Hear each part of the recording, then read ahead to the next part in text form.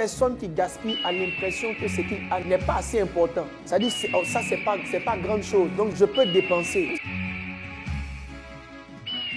Vous savez, dans un bâtiment, il y a forcément un sac de ciment de 5 000 francs. Celui qui ne respecte pas 10 000 ne pourra jamais respecter 100 000. Celui qui n'a pas respecté 100 000 ne pourra jamais respecter 1 million. Quand vous savez d'où vous venez, il ne faut pas qu'il y ait un billet qui soit pour vous un billet inutile. La pauvreté vient de quoi? La pauvreté, c'est l'école de Dieu pour nous donner le sens de la valeur des choses. Quelqu'un qui n'a pas connu la pauvreté ne peut pas respecter les billets. C'est pourquoi Dieu te fait passer par un certain désert pour que le jour où tu seras béni, tu comprennes par toi-même. Même si tu en as beaucoup, tu comprennes qu'il y a eu un temps où tu manquais de ça. Souvent, quand Dieu crée un manque, c'est pour te redonner la valeur des choses, pour te réapprendre que ça, là, ce n'est pas aussi facile que ça. On ne plaisante pas un certain montant. Il y a des jours où avoir 10 000, c'est un miracle. Mais si tu es intelligent, tu vas voir qu'un jour, tu t'amusais à 10 000 francs. Donc, quand Dieu te fait passer par certaines étapes, il te fait passer par le désert, par le processus du feu, c'est pour t'apprendre dans ta vie, ta petite vie, là, c'est pour t'apprendre qu'à un certain moment, certaines choses ont de la valeur. C'est pourquoi les fils de riches deviennent pauvres. Ce qui fait que les fils de riches deviennent pauvres, qui dilapident, c'est qu'ils sont nés avec l'esprit de ce n'est pas trop important. Jésus était un père prospère, mais il apprenait à ses enfants le respect du peu. C'est pourquoi il a contraint les disciples à ramasser le peu de pain. Chers parents, même si vous êtes riches, ne donnez pas l'impression à vos enfants que l'argent ce n'est rien.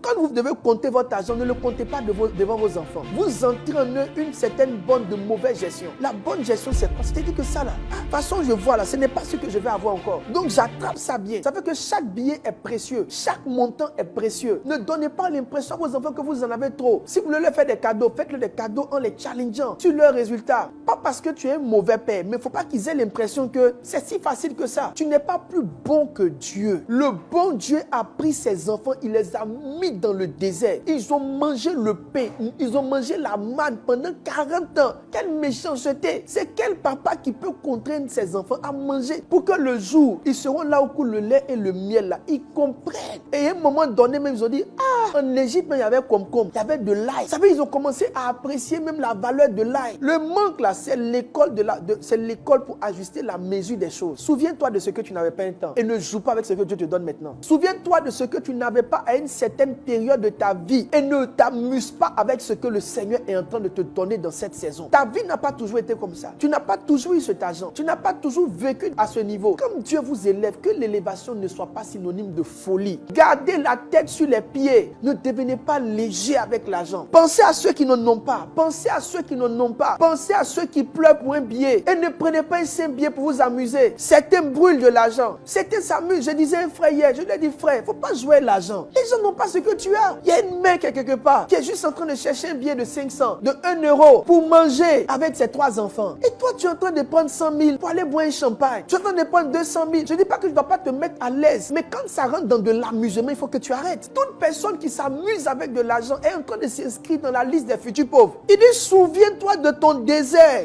Il dit, ce grand et affreux désert.